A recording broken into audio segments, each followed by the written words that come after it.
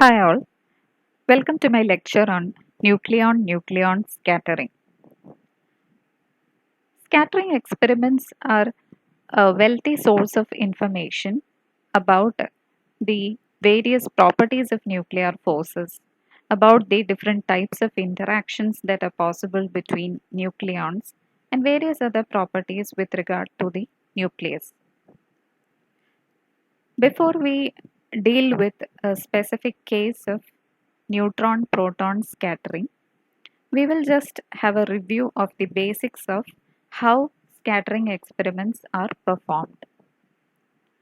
We have a target which contains several scattering centers, and we have a projectile beam which is impinging on the target.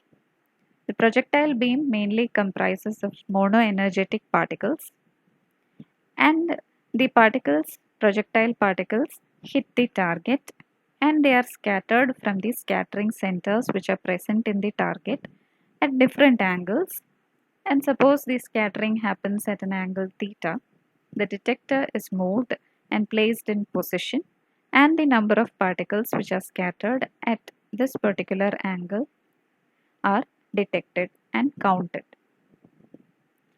The beam size of the projectile beam is actually very small. It's a very focused beam, but it is just for the sake of understanding that we've shown it in this diagram with such a large area of cross section. Actually, the beam size is very small, less than 1 millimeter.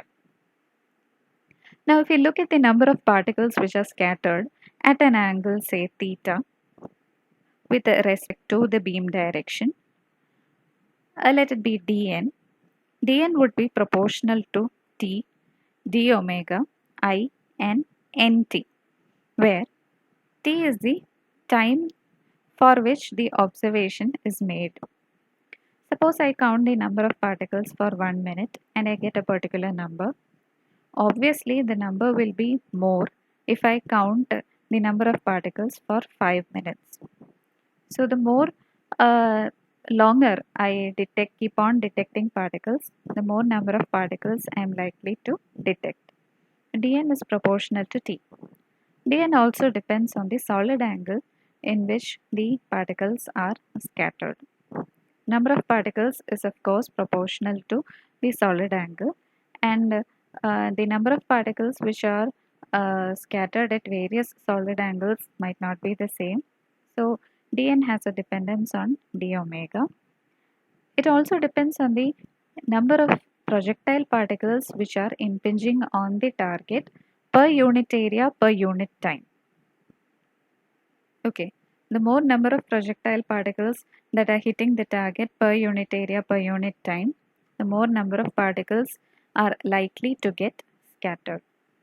So, the number of scattered particles will have a dependence on the incident number of particles per unit area per unit time. It will also depend on the number of target particles which are in the path of this projectile beam. Not all particles in the target participate in the scattering process. Only certain target particles which are in the path of the beam are likely to participate in the scattering process. So we need not count all the atoms present or all the scattering centers which are present in the target. All we need to consider is the number of particles, target particles which are in the path of this beam. Now how do we find that? Removing the proportionality sign, I have a proportionality constant here, which is called the differential cross section, and it's a function of theta and phi. We'll come to that later.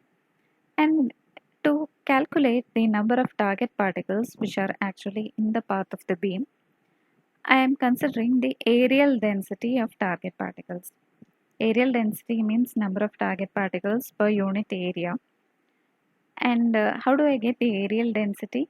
Areal density I would get by taking the actual density multiplied by the thickness of the target. Then I will get number of particles per unit area. Okay. And number of particles per unit area times area would give me the number of target particles which are directly in the path of the beam. Okay, so that's one step that I've done here, replacing NT with NA times A.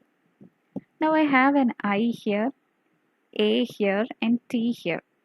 Clubbing those three terms, I is actually number per area per time. Multiplied with area and time, I'll get the number of projectile particles, which I've denoted here as NP. So, NP is the number of projectile particles which are hitting the target.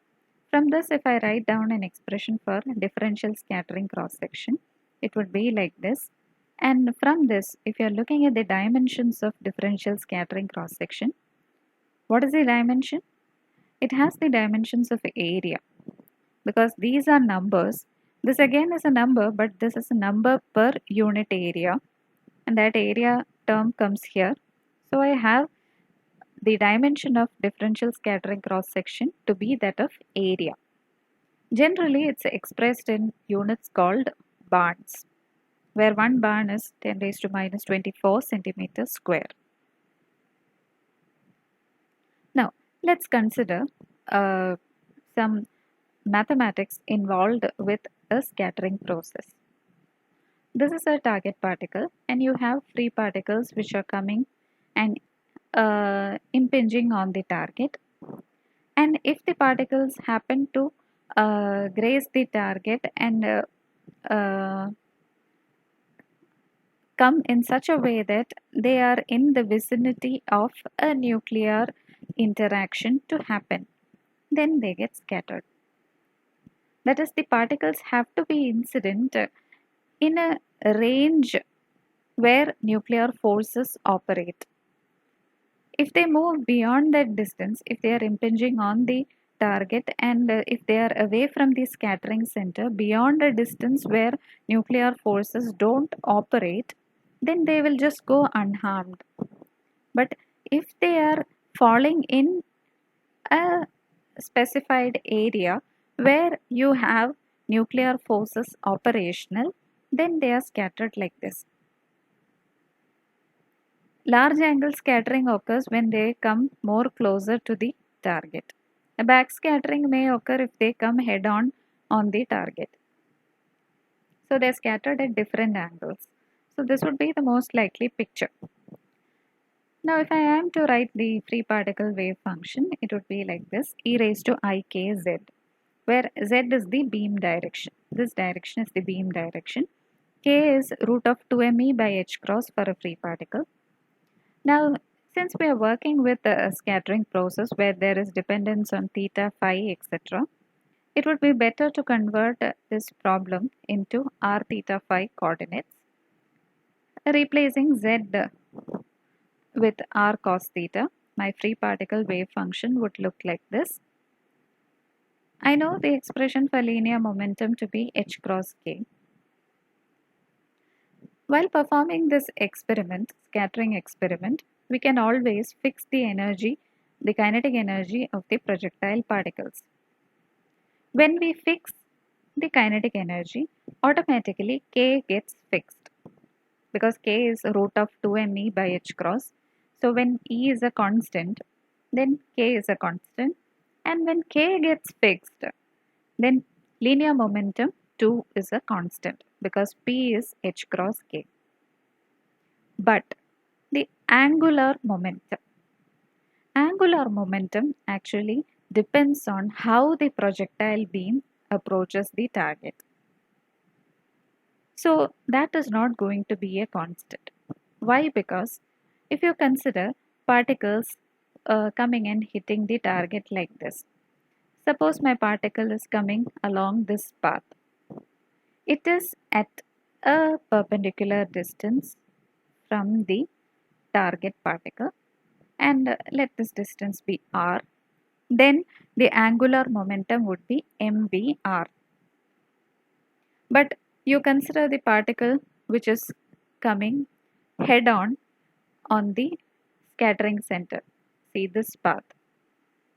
When the particle is approaching along this path, there is actually no perpendicular distance separation between the projectile particle and the target and the position of the target particle. So actually the angular momentum involved would be with respect to this target particle would be 0.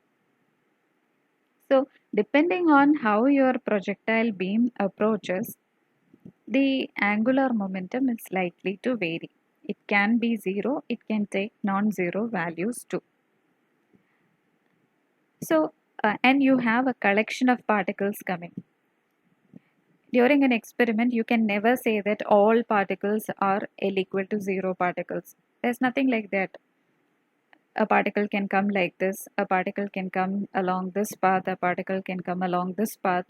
So there are numerous particles in the projectile beam which will come at different perpendicular distances from the line of uh, position of the scattering center. Okay, so you can consider the projectile beam or the incident wave function to be a superposition of various angular momentum states. So I can write my psi as summation L equal to 0 to infinity I raised to L 12 plus 1 JL K of R PL cos theta. This is how you write your free particle wave function as a superposition of various angular momentum states. Here you don't see a summation over ml because my free particle wave function is just a function of theta. It doesn't have any phi dependence. So it just involves a summation from L equal to 0 to infinity.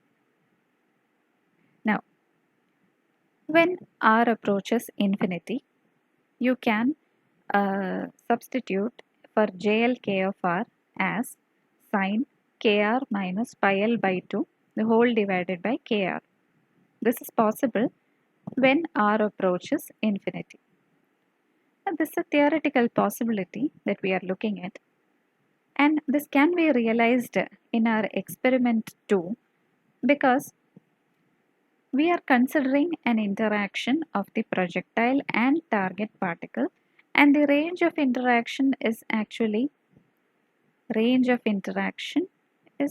femtometers. Range of interaction is actually in the range of femtometers. And where are you placing your detector? You're placing your detector at say at least a few centimeters from the target, isn't it? So consider the comparison between the dimensions. The range of interaction is femtometers. You're talking of distances in the scale of femtometers. But where are you observing the scattered particles? You are observing it at a few centimeters away from the target. So compared to femtometers, centimeters is very large. So actually you're making the observation at large R. Therefore, making such an approximation is justifiable by our experiments. So, instead of JLK of R, you can very well substitute this expression, and that is what we have written here. Okay. Now, actually what happens in a scattering process? In a scattering process, the form of the wave function actually doesn't vary, but definitely the wave function gets modified. In our experiments, we have the detector detecting both the incident waves as well as the scattered particles. So, what we understand is, upon scattering, the only thing that changes is a phase shift is produced. A phase shift of delta is introduced in the scattered wave function compared to the incident wave function. That's the only change. The form of the wave function remains untouched. So the scattered wave function can be represented as psi prime summation L equal to 0 to infinity I raised to L, 12 plus 1 PL cos theta, everything remaining the same. The phase shift gets introduced in the argument of sine kr minus L pi by 2 plus delta by kr. So upon scattering, a phase shift is introduced which comes in the argument of this sine function. And this delta or the phase shift actually tells you the type of interaction that has happened between the projectile and target particle. And when delta is a source of information for the type of interaction, obviously it should have some sort of a connection with scattering cross section. And the relation between scattering cross section and delta is given by this expression. We are not going to derive this expression because this has already been dealt with in your quantum mechanics course. You can refer to the textbook Introductory Nuclear Physics by Kenneth S. Crane.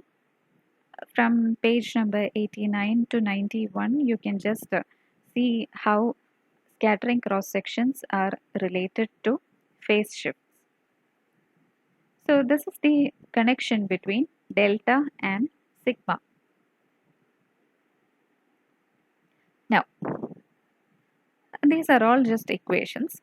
Now, actually what we do in an experiment, we have certain calculations obtainable from theoretical considerations, and we are also performing experiments. So what we do is, theoretically we take a square well potential which we assumed for a deuteron. We solve Schrodinger equation, we find delta L, and then we find sigma, the cross section. Cross section is also obtainable via experiments. You compare both these values. Okay, that is what we are going to do. But before we progress into doing that, we should understand from the expression for sigma that is written here that sigma has contribution from various L states, right? Starting from L equal to 0 to infinity. Now, what are the different L values which contribute to sigma? Does it have any dependence on the energy of the incident projectile beam? Does it have, or what L values contribute significantly to sigma? That we need to know. Okay, to understand that, we are going to perform a semi-classical calculation. You consider this picture. You have a proton sitting here and you have neutrons being projected onto this target. Actually, this proton is part of a target. I am just looking at a single proton. A proton is sitting here and neutrons are coming. A beam of neutrons are coming. Okay, so this is a possibility of neutron hitting head on the proton, or it can come such that it is making a perpendicular distance, say r, and this r is variable. Okay, for scattering to happen, just as I mentioned before in this video, for scattering to happen, the projectile should enter area spanned by r naught. Now what is r naught? R naught is the range of nuclear interaction. If the neutron comes and hits the target at a distance which is greater than the range of nuclear interaction, it will go unharmed. It will not get scattered. If it has to be scattered, it has to fall within this distance regime. Okay. Now, depending on the different values of r, the angular momenta will be different, right? Angular momenta expression is mvr. So, from this picture, we understand that the maximum value of angular momentum possible is mvr naught. Why? Maximum value, different values are possible, even higher values are possible, but for scattering to happen, The maximum distance at which the neutrons can impinge on the target from the scattering center for scattering to happen, that should be within the range of nuclear interaction, no? So, the maximum possible value of angular momentum at which scattering occurs would be mvr0. Okay, leave it aside. Now, let's consider that the projectile beam has an energy of 1 MeV. We know the expression for L as mvr, so it would be root of, instead of this mv, that linear momentum we are writing as root of 2me times r. Now, let us consider that r is r0. r0 is a known quantity. It is say 2.1 femtometer, approximately 2 femtometer, that we know. That is why we are taking, let r equal to r0. From here, this m, what is m? M is the mass of the proton. Mass of the proton is 938 MeV per c square, and r is approximately 2 femtometer. Let's approximately calculate the value of L. See, instead of this 938, I am just putting 1000 for easiness. So 2 times 1000 times 1. E is 1, right? So I get root 2000 times 2 MeV femtometer by C. This is equation 1.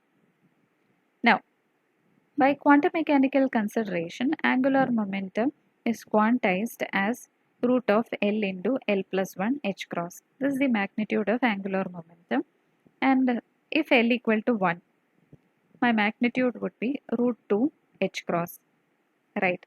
1 into 1 plus 1 h cross would give me root 2 h cross, or from this expression L equal to root 2 h cross, I can write L square by h cross square is 2. Okay, put this as equation 2. Now, what do I get L square by h cross square from equation 1? I don't have an h cross here, right? I don't have an h cross here. So, when I just square this expression, L square, I'll get it as 2000 times 4 MeV square femtometer square by C square. Okay, divide by an h cross here, divide on the RHS by an h cross square. Now, in nuclear physics, it is always advisable to remember something called h cross C, whose value is 200 MeV femtometer. It's good to remember this value because it helps in solving problems quite easily. So, in this h cross square C square position, you just substitute 200 square. Okay, h cross C is 200. I have h cross square C square here. So I have 200 square, and I evaluate this thing. I get it as 0.2. See, there's nothing as 0.2 and all in the case of angular momentum quantization. The value which is close to 0.2 is of course 0. Right.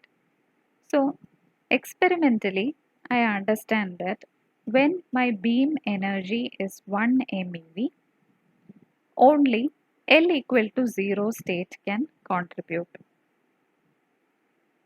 For L equal to 1, I know my L square by h cross square is 2. Experimentally, if I have to obtain L square by h cross square as 2 instead of 0.2, what should I change? What should I change? Anyway, this thing cannot be changed because R0 is 2. So this portion cannot be changed. Within the brackets, within the root, I have 2m.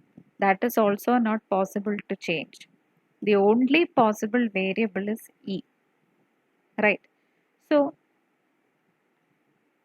I can increase my E to a particular value so that I can improve my value of L square by h cross square. If I put instead of E equal to 1, if I am putting E equal to 10, then I get experimentally L square by H cross square is 2. Okay. So if my L equal to 1 state has to contribute, the projectile beam energy has to be at least 10 MeV. Okay. This is actually an approximation on the higher side because we have, instead of 938, we put 1000 and calculated. So actually the beam energy should be, say, somewhere around 20 MeV at least for your L equal to 1 state to contribute. So in low energy scattering, that is for scattering with projectile beam energies which are equal to 1 MeV or less than 1 MeV, only L equal to 0 state contributes. So in the expression for sigma theta, where you had different L values, you need consider only the case L equal to 0 for low energy scattering. Okay. Now when I plug in L equal to 0 in the expression for sigma, I get it as sigma theta, I get it as 1 by k square sine square delta 0. It was sine square delta L, since L equal to 0, I am writing it as sine square delta 0. And how I obtain this, at L equal to 0, PL cos theta is 1. And then I have a mod e raised to I delta L square, which is also becoming 1. Okay. Now how do I obtain the total cross section? I obtain the total cross section by integrating over all solid angles. When I integrate over all solid angles, I get a term 4 pi by k square sine square delta 0. So this is the total cross section. Okay. Now let's move on to the theoretical calculation of, I have a formula to evaluate sigma. I need to find out delta, right?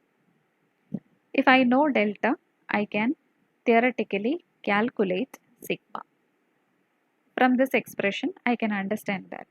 Now I need to find out my delta, okay, or the phase shift. For that, I am considering a square well potential of depth, say approximately 35 MeV, and the width of the well is 2.1 femtometer. And since this is a scattering process, the particles are free, and therefore the energy of the particles is above the 0 point of the potential well. Energy is positive. Since this is not a bound state, if you remember the case of a deuteron was a weakly bound state and therefore its energy is negative. But this is a free particle, its energy is positive. So you represent it like this. Now, we are going to understand what happens to a particle which approaches the well and what happens to it when it passes the potential well. Okay. I have defined two regions. For r less than r0, I have V is minus V0, and for r greater than r0, I have V equal to 0.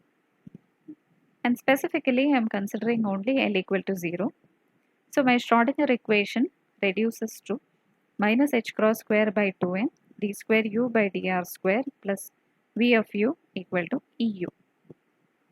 Making the same consideration for the wave function, separating the radial part and the angular part.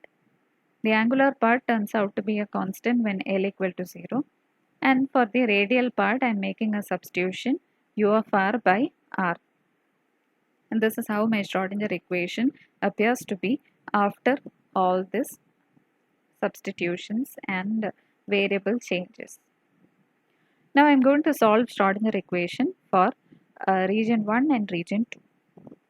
Region 1, which is r less than r0, I have instead of V minus V0, and rearranging the terms I get something like this, and instead of this quantity I am putting it as capital K square. So my equation turns out to be d square u by dr square plus k square u equal to 0, and my k is root of 2m times V0 plus E by h cross. Okay, and the solution to that differential equation is A sine kr plus B cos kr. Now when we take the boundary condition, when r equal to 0, u is 0. When r is 0, u is 0. And therefore my solution becomes 0 equal to A sine 0 plus B cos 0. And from here, I understand that for this equation to hold, my B should be 0. So the solution in region 1 just turns out to be A sine capital KR. This is equation 1. Now for R greater than R naught, my potential is 0. V is 0. So my Schrodinger equation turns out to be like this. Rearranging the terms, I get it like this. And this term, I'm writing it as small k square, where k is nothing but my expression for the free particle, root of 2me by h cross. Of course, it has passed the well and it has gone to region 2. There's no potential there. So it's a free particle again. And the solution in for this differential equation would be C prime sine small kr plus D prime cos kr. Okay. Now if I choose C prime and D prime suitably, I can write this as C sine kr plus delta. You can just write it for yourselves and see what should be the choice of C prime and D prime if I have to write this as C sine k of r, C sine kr plus delta. I get this as equation 2. We just saw before that the effect of scattering from a potential is to just introduce a phase shift in the wave function. Essentially, a factor has come in the argument of sine. Basically, the nature of the solutions are the same. This is also a sine function, the other is also a sine function. The effect of scattering is to just introduce a phase shift in the wave function. Now, these are continuous and well-behaved wave functions. I have to apply the boundary conditions, and at r equal to r0, u1 should be equal to u2, and the first derivatives of u1 and u2 also should be equal at the boundary. Equating the wave functions at the boundary, I get A sine capital K R naught equal to C sine small k R naught plus delta. Equating the derivatives, I get like this. Now equation 4 divided by 3. I get something like capital K cot K R naught equal to small k cot small k R naught plus delta. See, here I know capital K. What is capital K? Capital K is root 2m V naught plus E by h cross. The depth of the well is known, the energy of the projectile beam is known, m is known, h cross is known, k is known. Now what's small k? It is root of 2me by h cross. This is also known. Okay. R naught is also known. So the only unknown here is delta. From this expression, find out delta. Now once we have obtained delta, using this relation, we can find out sigma, isn't it? So sigma also can be calculated, and the calculated value is obtained to be 5 barns. Now let's see what we have obtained from experiments, and this is how our experimental data looks like. I have scattering cross section in barns on my y-axis, and I have the incident projectile kinetic energy on the x-axis, and the energy is given in electron volts. So mind it, it's not in MeV, it's in electron volt. So 1 MeV region is somewhere here. Okay. Now consider the case of low energy scattering, means energy is less than 1 MeV. For energies less than 1 MeV, I am seeing that for a large range of energies, the scattering cross section is not 5 barns as I obtained from calculations. It is approximately 20 bonds. So there is a significant mismatch between the experimental values and what has been calculated. So where did we go wrong? You might be thinking it is because of the potential depth that we assumed that's not proper. It may be because of that. No, no. Such a serious mismatch cannot appear from the choice of a square well potential or the choice of a wrong potential. Such a difference cannot be obtained in the calculated and observed values because of such an assumption. But there is one factor which we need to note, because in the case we assume the potential which was assumed in the case of a deuteron. A deuteron is a bound system of a proton and a neutron, and the spin of a deuteron was 1. Okay, so when you are considering the ground state, that is L equal to 0, there was only an allowed possibility that S can be 1. Okay, when you consider L equal to 0, the only possibility is capital S should be 1. But this is a scattering process. Here it is not a bound state between the proton and neutron, and there is no restriction for the values that S can take. S can be 0 or 1 because neutron and proton are spin half particles, and there is no restriction as in the case of a deuteron, because there a proton and neutron were in a bound state, and there was a restriction that S can be only 1. Here it's a scattering process, and events in which S equal to 1 also can be considered, and events in which S is 0 can also be considered. Okay, so the observed value will have contributions where S equal to 1 events occur and S equal to 0 events occur. There are 3 out of 4 possibilities which favor formation of S equal to 1, and 1 out of 4 possibilities which favor formation of S equal to 0. So the calculated value of 5 bonds would just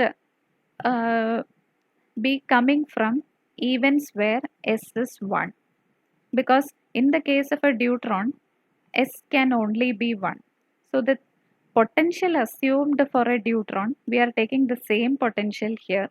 So the value calculated will be considering only the events where S equal to 1 was formed. But in experiments, you have both these possibilities, and therefore the observed value of 20 bonds would be coming like this. It would be 3 by 4 weightage of 5 bonds and 1/4 weightage of cross section corresponding to S equal to 0 events. So we understand that cross section corresponding to S equal to 0 is approximately 65 bonds. So what is it that we understand from this observation? You see the difference in cross section values.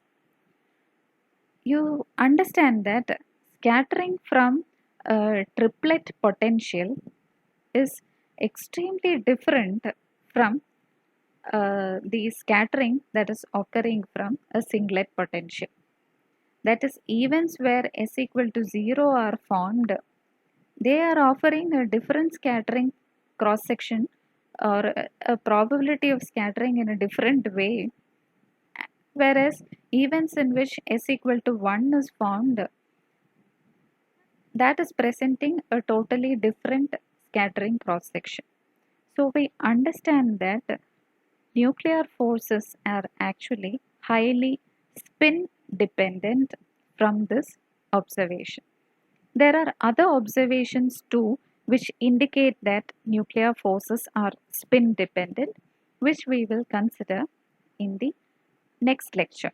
We will also see certain additional information that we obtain from such scattering experiments of a neutron and proton. Thank you.